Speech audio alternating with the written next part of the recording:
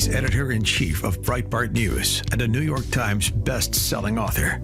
And on this podcast, he brings deep research, prescient analysis, and world-class guests to a cutting-edge daily news broadcast focusing on America First politics, culture, and values. He's Alex Marlow, and this is The Alex Marlow Show.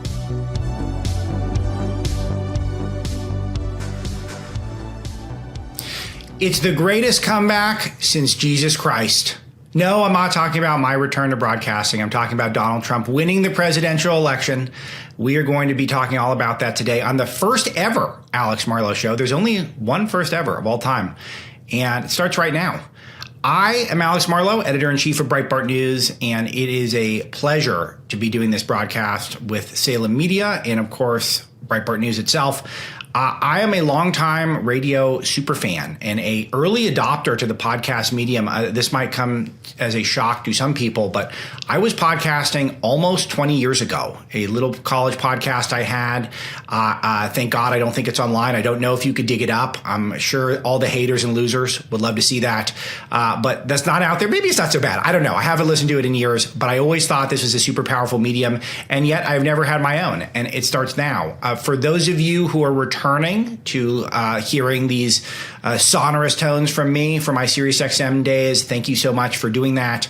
I was the morning drive host on SiriusXM's one conservative station, the Patriot Channel, for many years, 7 years, first as a co-host with Steve Bannon and then on my own. And it was a job that I absolutely loved, so much so that when I had to move from Washington, D.C. area to California to help facilitate my wife, Mrs. Dr. Marlow's career, I elected to tell no one and to just continue to do the show at 3 a.m. And I will tell you that doing a 3 a.m. broadcast, which means you got to get up at 2 a.m. if you plan the night before, God doesn't like that. He doesn't want that for you. So if there's anyone in your life who is working the night shift, be kind to them, reach out, tell them you hear them, tell them you see them, and tell them that you would like for one day to make things better for them and to get them out of that. It is not good for your health. It's not good for your mental health. And so eventually I had to say goodbye to that.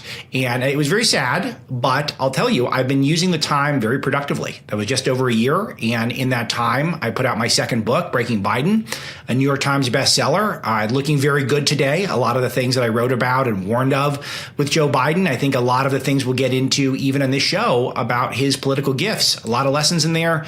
Very proud of that. And I also welcomed my fourth child into the world. She is known to this audience as Duchess Marlow Jr. You'll get to know the whole cast of characters. It's going to happen.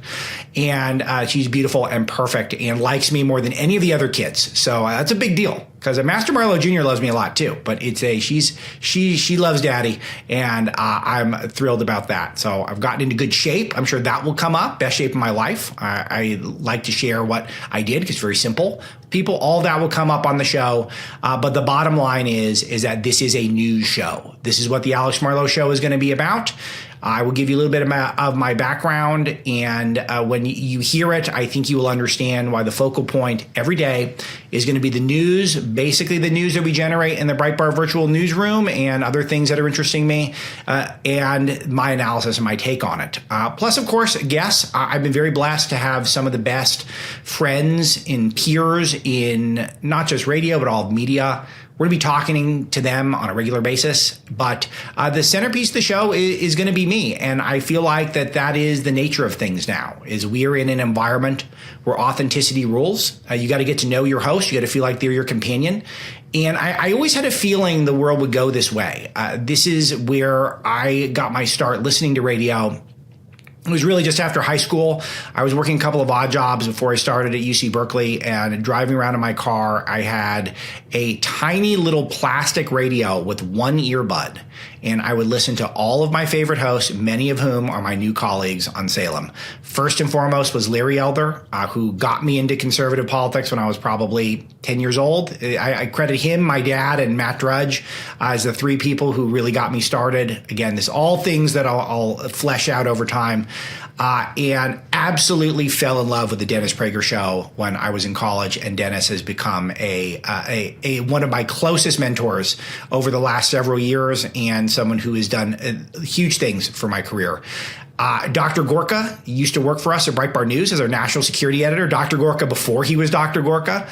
and Dinesh D'Souza, who I hosted at UC Berkeley when I was a student. And I will tell you, he was not quite as famous and popular as he is today. So it's just awesome to see that. I definitely felt like I was on the cutting edge and ahead of the curve with Dinesh. I also can't say enough about Charlie Kirk, who I've known for many years, who got his start writing at Breitbart News. All roads lead back to Breitbart. You guys are going to hear this. This is a theme. It happens quite a bit. And so my connections with the Salem stable run deep. Phil Boyce, the vice president who runs this realm of Salem, he and I have been friends for a while, and we've always wanted to do something together, and now we're doing it. And it's great because I get to benefit not just from the infrastructure Salem's put together, but from Breitbart News, which is the greatest virtual newsroom in the history of the world. It is, if you knew how hard we work and how effective we've been at getting our arguments into the culture, into laws, into the way that we simply go about our lives in America and beyond, it's hard to tell the full story. And I'll try to give you bits and pieces of it every day. But I'll tell you, for me, even though I'm a news editor at heart and I'm an author, the thing that for me, where I work out my ideas is by talking. It's by communicating. It's by having a conversation, hopefully not just with my wife, hopefully with you guys as well. So that is it. I want to unburden her from that. It's a, look, I got a show. I get to unburden her of things from our past. And I say, look, she likes what I talk. She does. But it is a special relationship between host and audience. And I crave that. I need that because it helps me be a better news person. It helps me be a better news editor and a better talk show host. So that's a great plug for me to remind you that aloha@alexmarlow.com. That is an email address I will be checking every day, and I will be incorporating your voices on the show. I will be incorporating your comments, your questions. I'll be responding to questions. This is going to be a theme. I've got some set aside for the end of the show today, but I want to hear from you. And the goal is, as things develop over time, we get our sea legs here on the Alex Marlow Show. I want to incorporate some live audience interaction. That's an immediate goal of mine. But for the time being, hit me at aloha@alexmarlow.com, and we'll incorporate some of the stuff that you're thinking about into the broadcast, hopefully every day. And again, you're going to get guests. You're going to get long-form conversations. You're going to get interviews. I'm going to bring on lawmakers. I will tell you, I think that whenever I interview President Trump next, that'll be the 10th time I've interviewed him. I have something I'm very proud of. You can find this on any of my social platforms. I have a 2-hour sit-down interview with JD Vance from his house from a couple of years ago that's worth doing. So I love to hit the pavement and go talk to the best and brightest people amongst us. But I do feel like that the centerpiece of podcast has got to be the host bringing what he's got. And that's what we're going to do the most here on the show. But I love radio. I love podcasting. I love the Salem stable in particular. And that's where we're going to start. The culture is upstream of politics. This is Andrew Breitbart's most important maxim that he gave, and I think we're understanding this. And I think conservatives, and it's really the anti-woke crowd, it's not just conservatives, it's just sort of this anti-woke movement that has dominated the podcast space in recent days. I think that is really one of the main drivers of the electoral success that conservatives have had. It's part of the reason the fake news was vanquished. It's part of the reason why the fake polls were ignored. More on that to come, but I do think it's a great time to have a show because it's a historic occasion. We woke up today in a completely different America than what it was last night. I will tell you that I had some of the rosiest predictions of anyone in the punditry in terms of how last night was going to go, election night. I predicted this on the record. You could hear it on my colleague Joel Pollack's show on SiriusXM, Breitbart News Sunday. I said this on my friend Tommy Lahiren's show on Fox Nation, that I think Donald Trump was going to win and we were going to learn on election night. And I think that would have been unthinkable a while ago, after January the 6th. I think after all of the indictments started to come down, the J6 kangaroo court, it was very hard to picture. He got shot in the freaking head. That did happen. It's hard to picture that he was going to win and he was going to cakewalk to it. He was going to dominate in a blowout. But sooner or later, it started to become clear to me that this is what was going to happen. That this is what was going to happen because of a slate of things. It was the nature of this election was such that he had so many advantages. He had so many advantages that he was exploiting effectively. And so I think the most important place to start right now is just how we got here. And it'll take more than one show to break all this down. But what we saw last night was an electoral landslide. Donald Trump will probably surpass 300 electoral votes, perhaps even the 306 he got in 2016. And he's going to win the popular vote for the first time. He improved in every single county in the United States as of now. And again, there's still some votes trickling in, particularly California, where I make my home, where we have a culture where we just count votes for a week and a half. That's what we've decided. We've decided that that's what we're going to do. We're just going to do a week and a half of votes. But he's improved in virtually every major demographic. There'll probably be one or two that we'll see that won't be exactly perfect. But just about every demographic, he did better than he did in 2020. Now, why is that? We also saw big wins down the ticket. We saw a Senate where Republicans, maybe they were going to get to 51 seats, a narrow majority. It's looking like 53, 54, perhaps even 55 seats, with only one or two seats that were really up for grabs, maybe falling short. And we might not know the answers on some of those for a while. So all of those will break down. But overall, we saw a landslide. We saw a big shift. We saw a sea change. And we're going to see that who Donald Trump beat, I think, is so important. All of these groups of people that stood against him, the globalists, the Democrats, the lawfare crowd, the fake news, the fake polls, the assassins. I mean, what a bad day do you think David Muir is having? The anchor who came out during the debate and basically made it a 3-on-1 pile up on Trump. All these people tried to compromise everything they had. They put their whole legacies on the line in order to try to take out Trump, and they failed. And it's glorious, because they shouldn't have done that. They had a responsibility to the public, and Trump beat them all. We beat them all. And that's the amazing thing. At Breitbart, we're so famous for spotting things ahead of the curve. And I was the first employee of Breitbart News. I started when I was 21. I'm 38 now, so it's been over 16 years. I've been editor-in-chief for 11 years. And some of the victories that we've had are things that we saw way ahead of time. The earliest example was the crisis at our border, that our open border, the fact that there was too much immigration, and that we were creating an industry where we were actually feeding the cartels. The cartels were the ones that were actually making money off of America's open border. These are the worst people on the planet. In our decision to keep our border open, because we wanted to import undocumented Democrats, we wanted to import people who would compete for lower American jobs so that we could pay our housekeepers, we could pay our gardeners just a little bit less. All those people the Democrats wanted to import, it enabled an industry of industrious but evil people south of our border to create smuggling, trafficking chains, where these huge industries were bringing up people, they were bringing up drugs, and they were selling them in the United States of America, and they're making money. And we were not just allowing it; we were encouraging it. You were called a racist. You were called a bigot. You were called all sorts of names if you had to point out that what's going on there is not okay. And it wasn't just that we don't like brown people. That was never it. They insist it was. It was never about that. In fact, we were protecting people who were victimized. And this was the whole theme of our coverage dating back in 2013 and 2014 at Breitbart, is that this was a humanitarian crisis, and it was orchestrated by the Democrats, but it was absolutely A-okayed, approved, rubber stamped by the Republican establishment. Now, I'll tell you, last night, thinking about Trump's victory, I feel like maybe the group that might be hardest hit is the Republican establishment. That's the group that, to me, I feel like perhaps got the brunt of the loss. They're nowhere. They're rudderless. Case in point, Liz Cheney, where did she end up? She's with the Democrats.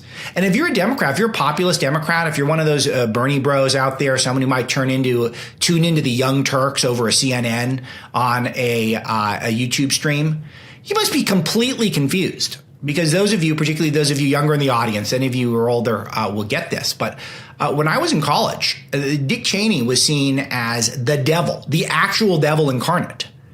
And he was seen as a person who was sending Americans to die. By the left, they saw this, sending Americans to die in the Middle East just so his stock could go up a little bit on Halliburton or something like that, one of his companies. Now, I don't know if that's how he thought. I've interviewed Liz Cheney once in my life. I've never interviewed any of the other Cheneys. So I don't know if their hearts are pure or not. I'll tell you, it wasn't the most comfortable interview I've ever done. Of the hundreds and hundreds I've done, that was not up there amongst the most comfortable. But it was fine. I don't know what their motivations are in their hearts. But I'll tell you, in practice, that they orchestrated the Middle East policy that was a complete disaster, the nation-building policy that cost us countless blood and treasure in the United States. We ruined countless lives over it. We've spent so much money, and I think we mortgaged our credibility to future generations. Where I think the skepticism of the U.S. government, the bureaucracy, a lot of it was brought on by this particular family. And the Democrats just embraced them. They just said, come on over, come with us. This must be wildly confusing for people who were told for 2 decades that this family had been possessed by demons. So, to be honest with you, it's all glorious to me. I mean, I love it. Like, good riddance. Goodbye, the Cheneys. And anyone else in the Republican establishment, the Mitt Romneys of the world, all the Never Trumpers, the Lincoln Project, all these people who tried to act like they were the stewards of what it means to be a Republican. Good riddance to all of you. There's a new guard in town, and we'll be meeting a lot of them on this show as time goes on. So we also were the tip of the spear in Brexit. We saw that coming over the horizon. I spent a long time in the summer of 2015. Or was it 2016? Drawing a blank here. Misty, you can look that up for me so I can do a live on-air correction. We love to do an on-air correction on the show. I'll tell you that. We like high integrity. We are our own fact checkers here. I spent a lot of time that summer in the run-up to that in the UK, camped out there, and where a lot of our competitors in conservative media were just catching their audiences up to what was going on in Brexit. At Breitbart, we were narrating it day in and day out. The biggest traffic day in our history to that point was Brexit night, the UK's Independence Day, where Nigel Farage liberated the people of the United Kingdom from the unelected bureaucrats of the European Union. Sensational stuff, one of the most unbelievable political stories of our time, and overcoming polling deficits from the fake polls that were over 10% in many cases. Another one where I thought they were going to win. I spent a lot of time there, and I thought they had it. I thought the people, every cab driver I was talking to, they all thought they wanted out. They wanted out of that oppressive globalist superstate that was the EU, and they wanted a return to national sovereignty. That's what Nigel Farage represented with his populist movement, and Trump and he made close friends. They were together yesterday and throughout the week. And that is something that at Breitbart, with our London bureau, Breitbart London, we were at the forefront of that as well.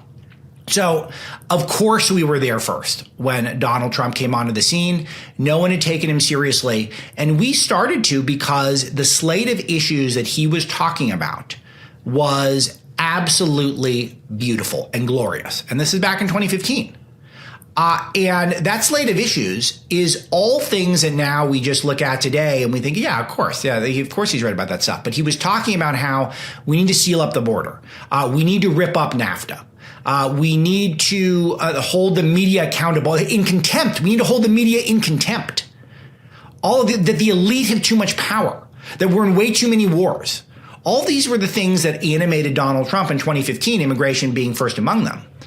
And he was out there and he was speaking like this in tones that were relatable to normal people. And for me and for most of us at the top of the Breitbart newsroom, we were thinking, this is the guy we've been waiting for. And it didn't take us very long to come to that conclusion. And it was solidified, of course, by the one and only Megyn Kelly on that first debate where she tried to take him out with the Rosie O'Donnell's calling women dogs clip, which is just unbelievable to witness. Watch that one today. Go pull that one down on YouTube. You will enjoy. Always a classic. And Trump coming out, and he's so quick on his feet, and he roasts himself. He's self-deprecating, but he's just unfazed. He's unfazed by the attacks. And that's something that Andrew Breitbart, one of his main lessons, is that you can't be fazed by attacks. When you're taking flack, you're over the target. You have to embrace the hatred. Andrew absorbed so much hatred so that the rest of us didn't have to. And this is something that Trump is the best at of all time. I've never seen anyone like this. And I've been witness to a lot of it. I worked for Steve Bannon for many years. Was one of the few people who thought Sarah Palin was going to be the vice presidential pick of John McCain. That was another brutal one. I was kind of nerdy, I guess, in college. That's what you do when you're a college Republican. You try to figure stuff out. Who's the next up and coming Alaska governor who could be on the vice presidential ticket? So I've seen friends and colleagues get completely crushed, but nothing compares to what Trump's gone through. Nothing. And it just makes him stronger. And that inspires people. And I think that has inspired a lot of people who have felt like they've gotten a tough shake from the society, from the American society in recent years. So, of course, we were on board with Trump from the start. And then he started crushing in every poll. He won almost every poll in the Republican primary. I think Ben Carson won one. Another great guy. We love Ben Carson. But I think he won one. I think Trump won every other poll. And the media kept insisting that this can't be happening. He's going to lose eventually. But he was never going to lose. He always had that slate of issues. He always had the fact that we were sick of the media, the fake news that I wrote about in my first book, New York Times bestselling book, Breaking the News, relevant today, I guarantee you. The establishment embodied by the Clintons, the Republican establishment as represented by Paul Ryan and others who were feckless, who had no ability to stop the Democrats from their march through our institutions. Trump was the guy who saw all of that first, and that is what we could be witnessing, a revival of that today. This is his biggest mandate we've ever seen. All of that stuff is why 2016 went so well, but then unfortunately, we got to 2020. And 2020 didn't go well. And the writing was on the wall with 2020 as well. I don't want to dwell on it too much because this is a happy occasion. But there are a couple of big contrasts that took place. First of all, the Republicans allowed the media to have all the narratives they want. And Trump gets faulted for this for some degree. The worst thing that happened during the 2020 election that was under his control was to do those horrific coronavirus press conferences where he would come out and he would just talk to the fake news media, the enemy of the people, the worst people on earth. And they were the only ones who had direct access to ask questions about the pandemic that was going on. He didn't bring in conservative new media. He didn't bring in doctors. He didn't bring in a panel of any medical people, anyone who would have had any sort of baseline knowledge of what was going on. And it's very frustrating for me because I come from a medical household. Mrs. Dr. Marlow is a doctor. Her family are doctors. And she was on the front lines in coronavirus. And she was getting completely different information than what the establishment media was reporting. The way she was dealing with actual coronavirus patients was different. It's deeply frustrating because none of that was getting conveyed to the public. And instead, the media was using their ability, the White House briefing room, to control the conversation. And the Republicans, Trump in particular, let it happen. This is not good. And in the meantime, they were manipulating the voting system. And I'm not talking about Dominion voting machines or anything like that, no vote flipping. I'm talking about they were using what I call cheat by mail. They were using their ability to change the law, to change the rules in this country in order to make it so that it was easier for low information voters, low propensity voters to vote early and to vote often. And I'm not joking about voting often in many cases.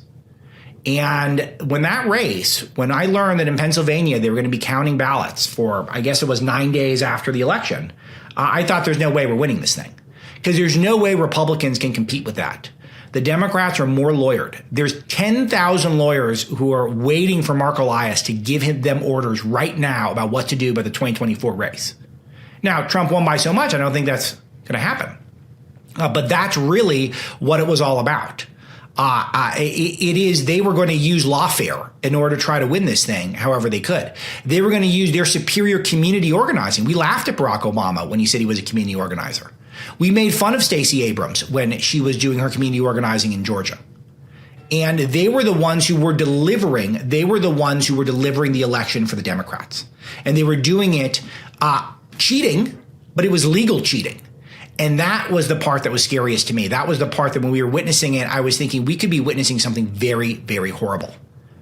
But then we got a chance. We got a lifeline, a 2024 lifeline, because an amazing confluence of circumstances started to take shape. The first thing, and again, it's tempting to dwell on this a lot because this has been the subject of my research for the last couple of years, was Joe Biden, not a particularly strong candidate in his own right. Now, always stronger than people gave him credit for, but he was of deteriorating mental faculties. He was of deteriorating physical faculties, and he had boxed himself into a corner with some horrific policies, in particular, his inflationary policies, his deficit spending. This was a guy who had an American recovery plan when America was already recovering, an extra $1 trillion plus in spending that was never necessary. He named something the Inflation Reduction Act when it wasn't going to reduce inflation, which, by the way, should be illegal. Let's look into that. Let's see if we can figure out how to make that illegal, because it should be. And then, of course, we had October the 7th of 2023. Where the attack on Israel boxed him into a corner, because one thing Biden was always good at is he was always good at motivating coalitions, keeping coalitions together. It's one of his skills. that he's able to bring groups of people together who are, even if it's Catholics, even though he's pro-abortion, he would somehow keep these coalitions. The working class voters, even though he never had a working class job in his life. He had a way of touching groups, reaching groups, smelling groups, fondling groups, all of that stuff that he would do somehow to get them organized and interested. This is an underrated one of his skills. And he really boxed himself in a corner with the situation in Israel because he was never going to be sufficiently pro-Israel for the Jews, and he was never going to be sufficiently pro-Hamas for the most radical Democrats. And we saw that those numbers come in last night. Harris was even worse than Biden was, but you saw just huge shifts in Michigan in particular, where you saw Arab voters who were thinking, you know what, Trump might be better for Israel, but he might be better for us too. And you saw these big shifts happening, and that was because he had terrible, terrible policies. The open borders is another one of his Achilles heels. He could not close the borders because he decided that the moment he took office, the goal was to erase Donald Trump. And that meant erasing Title 42, those Northern Triangle agreements, cessation of building any more wall, and Remain in Mexico. And Remain in Mexico goes away. What replaces it? Catch and release. We catch them and we release them. Okay. We catch them, we release them. Catch and release. Okay. So that's what I always loved how Trump would explain that one. The single most obvious policy in the history of American policies. That would be the one that he would explain. So that meant that we had this thing called the parole pipeline, where all you had to do, show up at one of our ports of entry, sign the guest book, and you were free to go into the country. And you were supposedly supposed to show up at some court date down the road, but who knows if you even had to do that, and who knows how many amnesties, if the Democrats get their way, are going to take place between now and then. This slate of issues was ripe for the pickings. And then we got that debate where Joe Biden's jaw fell out of his head. It was a surreal experience. It is one that I will be rewatching periodically throughout my life just to check in with it, just to make sure it happened. And that meant he was no longer going to be a viable candidate. Now, I always knew that Biden was a stronger candidate than people had given him credit for. It was part of the premise of why I researched Breaking Biden and spent so much time on it. But he really was going to be impossible for him to win at that point. And the Democrats looked at the options, and we know what they picked. They picked Kamala Harris, or as Trump said to me the first time I interviewed him about Harris, Kamalia. Like he was trying to play with how to say it. He never ended up commit to any jokes about her. I don't think he liked talking about her very much. He really didn't talk about her very much because he knew he wasn't running against her. He was running against a machine. She was installed by a machine, a Democrat machine, the machine that we all fear. This is the engine that keeps Washington running, and it makes it work so ineffectually and so expensively. And she's been at the anointed candidate of that group of people. There's three individuals that deserve a special shout out because their name should live in infamy here. The number one is Nancy Pelosi. Now, Mark Halperin, who's been very sharp on all this stuff, the longtime journalist, he said it was really her who was the one who was behind the coup to oust Biden and install Harris. Number two, you got to say Barack Obama, who was the one who ultimately put the knife in Joe, because I think Obama basically gets what he wants in the Democrat Party. And I think it was when he put his foot down in sort of a semi-cowardly way. I think he had George Clooney do it for him because they're, I guess, bestie friends or something. And Clooney put out that New York Times op-ed, which was kind of the beginning of the end for Biden. And a woman named Laurene Powell Jobs, who was the main subject, I would say the star of Breaking the News, who is the heiress to the Apple and Pixar fortune that Steve Jobs gave to her. Steve Jobs was her husband, genius and true American legend entrepreneur. And when he passed away of cancer, he left all this money to this creature named Laurene Powell Jobs, who has used that money to try to fund all sorts of elements of the Democrat establishment. I break this down in a lot of detail in Breaking the News, and I will continue to bring her name up throughout the Alex Marlow Show. But incredibly relevant in this case because she is best friends with Kamala Harris. They are super close. She's the one who tried to help her AstroTurf a campaign in 2020 when Harris ran for 10 or 11 months, dropped out months before Iowa, never received a single delegate, raised billions of dollars. And I guess millions of dollars, many millions. I don't know about billions. Billions is a lot. She raised many millions of dollars, never got a delegate. She's not popular. She never has been. She's never resonated with the American people. She's got deep, deep flaws. And a lot of her messaging in the closing days of the campaign was absolutely horrific, and thus she didn't perform as well as Biden in a single county. The thing that she was failing to distance herself from Joe Biden more than any others is the issue of the economy, the biggest thing. I had long thought that Trump was going to have a chance to win this election by a large margin simply on the nature of grocery prices. Grocery prices are too high in this country. They're just too high, and that is the bottom line. And people in the United States who might hear the rhetoric, they might tune into CNN, they might go to MSNBC, every once in a while. Maybe there's an NPR, New York Times podcast they kind of like. They still know that when they go to the grocery store, they're paying way, way more than they were paying before. When they go to the gas pump, they're paying more. And then when you pick someone who says that she wants to ban fracking, even if she took it back, if you're picking people who have a policy to pander to the far green left instead of tapping all that liquid gold, we call it liquid gold, or the gas, oil and gas, just stay away from the oil. As Donald Trump would say, if you're the type of person who would like us to tap our own natural resources to benefit from what is right underneath our feet in terms of our own energy, clean energy that we can refine, that can stimulate our economy, then she was always going to be a bad candidate for those people. So what did she have? She had a scenario where with Kamalanomics, we had more illegal immigration than jobs in October.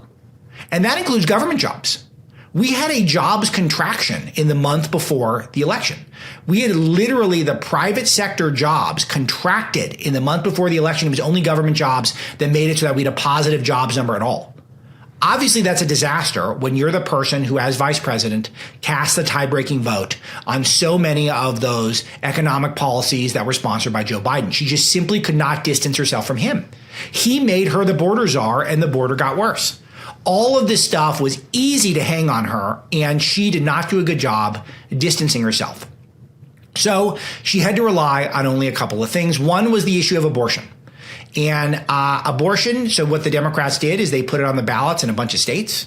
That was effective, maybe, we don't know, but probably not. Because what ended up happening, and this is the honest truth, is that abortions went up after Roe v. Wade was overturned. It showed that abortion access in this country, whether you like it or not, and for me, in many cases, I don't. I'm a pro-life person. I don't like that we have so many abortions. I hate that we have so many abortions. But the reality is, if you want an abortion in this country, you can generally get one. And the fact that Donald Trump appointed justices that do not believe that the right to an abortion is sanctified in the U.S. Constitution, the fact that he believed that does not necessarily mean that you must vote for the other person. It just doesn't affect enough people's daily lives. And maybe on a philosophical level, they care about it. But that doesn't affect that issue of the grocery prices and the border and the fact that when Donald Trump was president, he had an exemplary foreign policy that involved no new foreign wars. So Kamala Harris was trying to ride this one issue that might not end up being the top 2 or 3 or even 4 issues. So again, there was something that emerged, and you can see this with some of the data that came out. There were a lot of people throughout the country that ended up voting for the pro-abortion measures on their statewide ballots and voting for Donald Trump. These are a lot of people that are out there, apparently, who see the logic that I just laid out, that maybe they're pro-choice, but they're not dissatisfied with the ability to get access to abortions in this country, and they are dissatisfied with other stuff that's going on. So that strategy proved to not be a guarantee, even with those suburban women who it looks like with the data, and I'll try to bring some of this to tomorrow's show, Trump made huge gains, perhaps even earned a majority of suburban women when it's all said and done. So this is all to say that her slate of issues was not good. So what did she do? January the 6th. It's democracy is on the ballot. All the exit polling is suggesting that a lot of people who are concerned with democracy are not going to favor the Democrats. They might actually favor Trump. Now, why wouldn't they support the Democrats? They wouldn't support the Democrats because they're the ones who've actually abandoned democracy. They basically rigged their primary so that Joe Biden would win. They didn't have a primary. And then when Joe Biden was seen as having an impossible path to the presidency, they rigged a system so that they removed him and installed Kamala Harris. None of this is democratic. She hadn't received a single vote until election season began a couple of weeks ago. That's not democratic. That's an affront to democracy. Not to mention they rigged their primaries in 2016 to make sure Hillary won and not Bernie Sanders. They do this quite a bit, that they are not the stewards of democracy that they would like to tell you they are. And a lot of people, even though they didn't like January the 6th, and I didn't like January the 6th, I have almost nothing nice to say about that day. It was not a good thing. I think it hurt the country, and I think overall a lot of things could have been handled better. It was way overblown. To act as though it was some sort of a murderous rampage. The one person who was killed was a Trump supporter. And the other people who died were incidental. There was no Democrat supporter who was targeted with violence the way Donald Trump was targeted multiple times in this campaign. So what's more anti-democratic, January the 6th, or trying to assassinate the guy who's nominated and about to perhaps become president? You tell me which movement is really the affront to democracy, and I think a lot of voters saw that as well. And that brings us to where we are, which is that she was lost. She was not a hard worker. She was not good in interviews. She did not give a good speech unless it was on teleprompter. Now, she gave the Democrats a glimmer of hope by not botching the debate. Not a great night for Trump, but overall, she didn't gain enough ground there.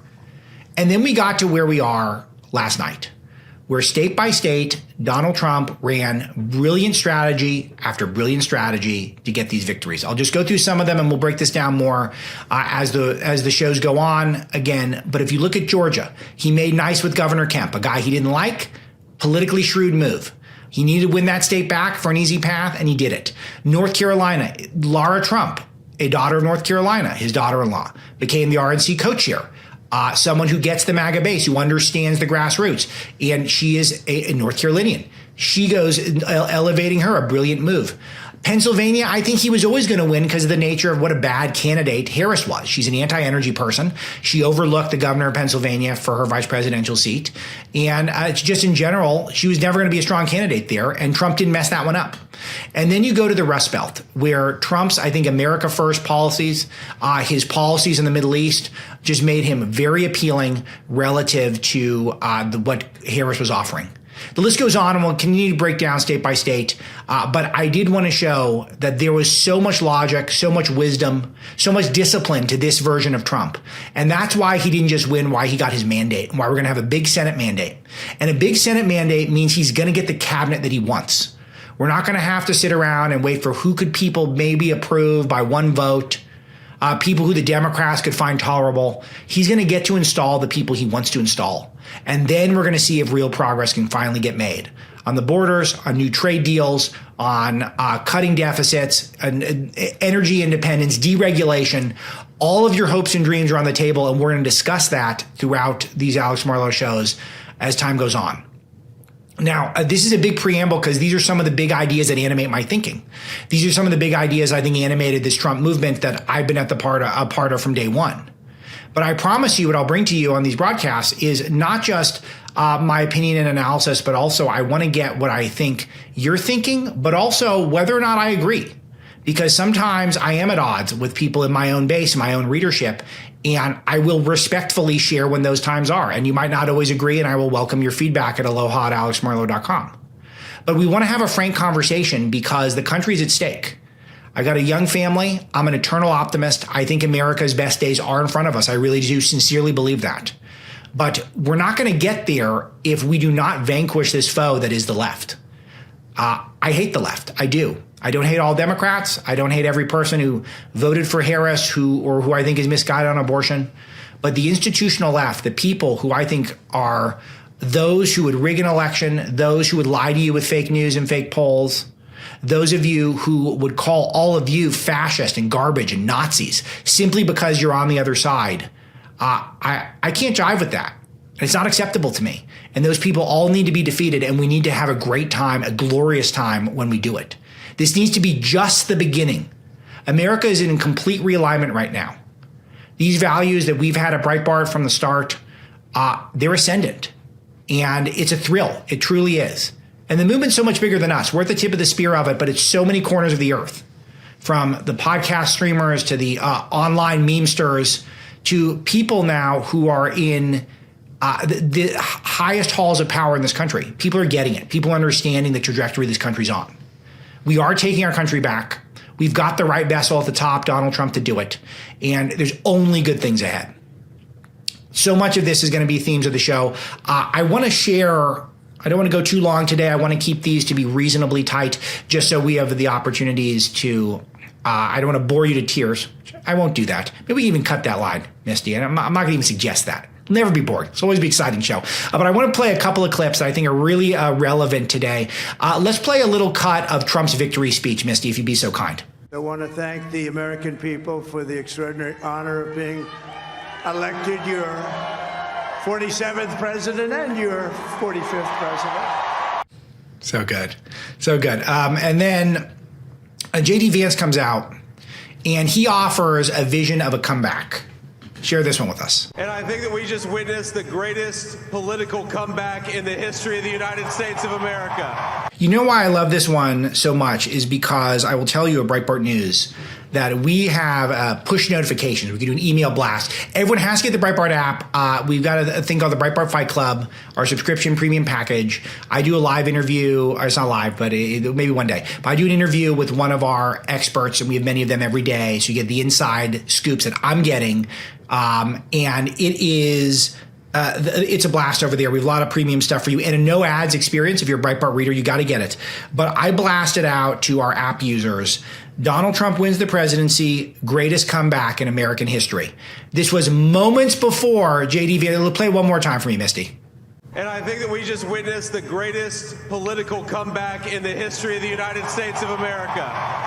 And this was almost verbatim the headline that I used. Now, I'm not saying that Vance cribbed off of us, though it wouldn't be the first time. But you do see some of these ideas that are gestating at the Breitbart.com newsroom that I've been fortunate enough to get helm for the last 11 years. Those ideas are out there and they're becoming manifest. And I think that's just so exciting. What I loved about the Vance-Trump ticket, a lot of what I loved about it was the sincere optimism that it brought. We were told constantly that Kamala Harris's campaign was the joyful one.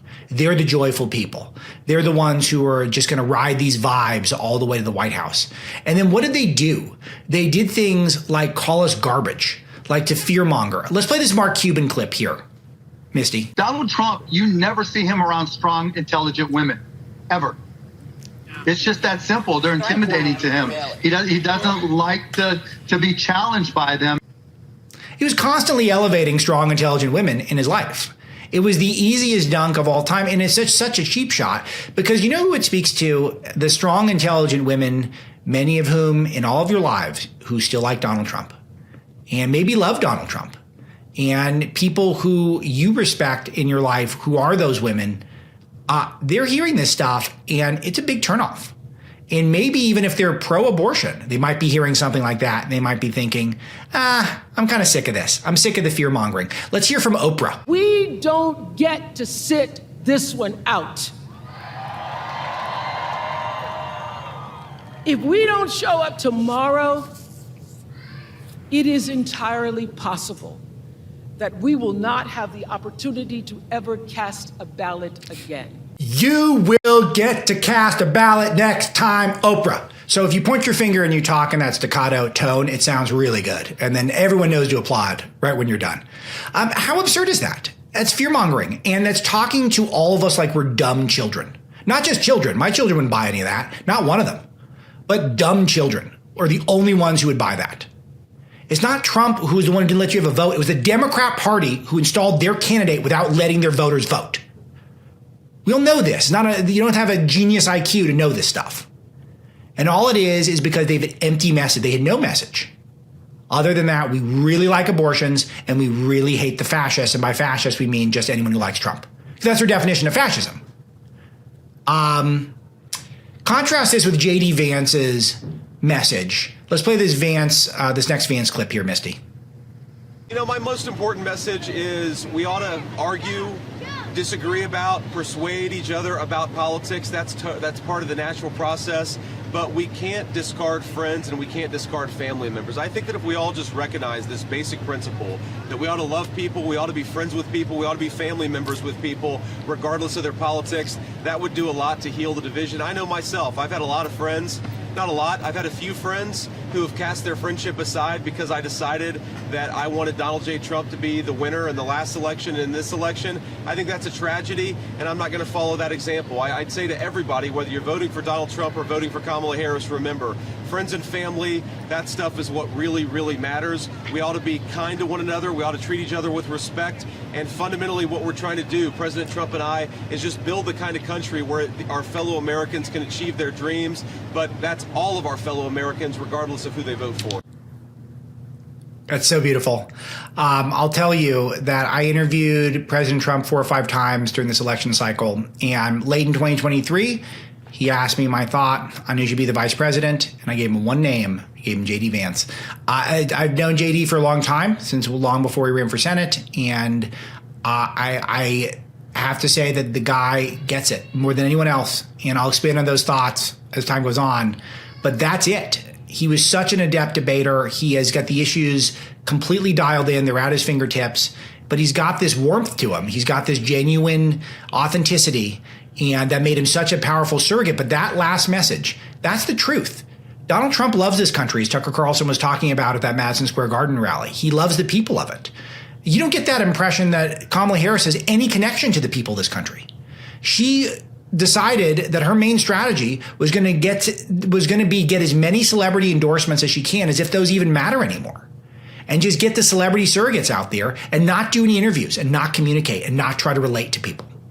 And then you got J.D. Vance out there in front of factories, and he's talking about how we need to love the people even if they disagree with us. And he means it. And Trump means it too.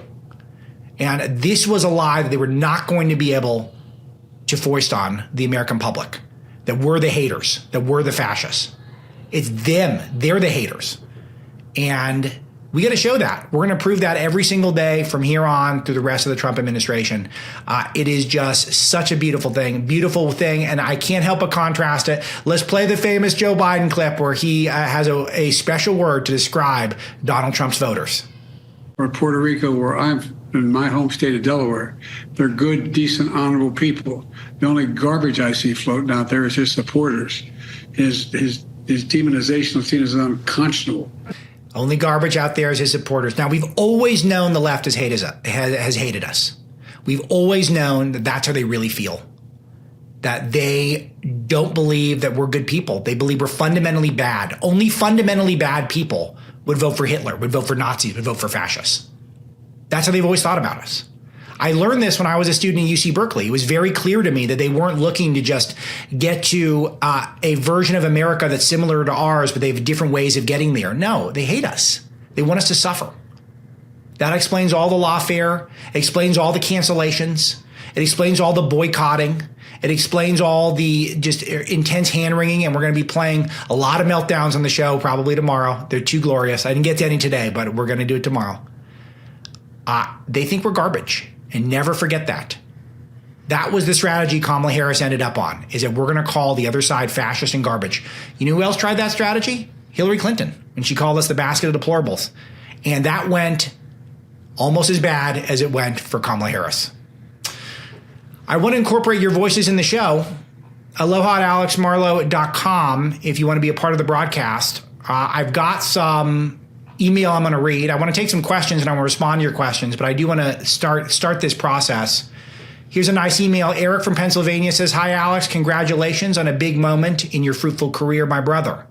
Please look into the dark money foreign cash being funneled into the U.S. universities, starting with California for one. Donating to Adam Schiff, a.k.a. that little pencil neck, and Kamala Harris. Also funding anti-American anti-Semitism beliefs and soon riots once Trump is reelected, to name a few." Your friend, Eric from Pennsylvania. Eric, one of my longtime listeners at SiriusXM. Glad he's over here. Yeah, of course. Absolutely. We always follow the money at Breitbart. It's a huge part of my research. And there's very scary stuff because a lot of entities that you either use or you care about, and a lot of the ones that are doing deep damage to this country, are funded by foreign money. There's lots of foreign money. And they always have an agenda, and a lot of it is to corrupt, to either sow division or to undermine American values. And that will always be first and foremost for a lot of my research that I do independently. All right, next one. Let's see. So glad I will be able to hear you regularly again. I discovered your show during the 2016 election, and I'm a loyal listener. I listen to literally the entire show every day because I can go back to the shows. You always inform me on what's going on politically and behind the scenes, and I loved and I have missed your take on issues. I recently joined Fight Club, Breitbart Fight Club, good call, and really love the short interviews with all of my favorites, especially John Nolte. Thank you for Breitbart and all that you do there. Kim Regan from Maryland. Thank you, Kim. Appreciate that. And I'm glad I'll be giving you a short and medium piece of content every day. Last one for today. Hey, Alex, longtime listener. So sad when you stepped back from the show. I spoke to you on the show a few times during COVID. I am an RN from Buffalo, New York, since retired. I'm so happy for your podcast. We'll be watching it daily. What is your time slot? Well, time slot is whenever we get it out, but I think ultimately it's probably going to be early afternoon when we eventually go to live, which I hopefully will be live soon. I hope Mrs. Dr. Marlow, Master Marlow, and Baby Marlow are all fine. I have two additional babies since then. So I've got Master Marlow Jr., Duchess Marlow Jr., and they're all great. I'm very blessed in that way. Pray for Trump, and God willing, if he wins, for his and all of our safety. Glad you're back. That's Kathy, an RN. And I really appreciate those messages. It feels good. It feels good to be back behind the microphone. Only bigger and better things to come. I will pray for Donald Trump. I will also pray for his supporters because we have to be tough now. This is a once-in-a-lifetime opportunity to be part of history. And here on the Alex Marlow Show, I'm going to be trying to guide you, but you're going to be guiding me as well. We're going to be talking through all of it. And I can't wait to be here. This is so exciting for me. And thank you for checking out the inaugural show.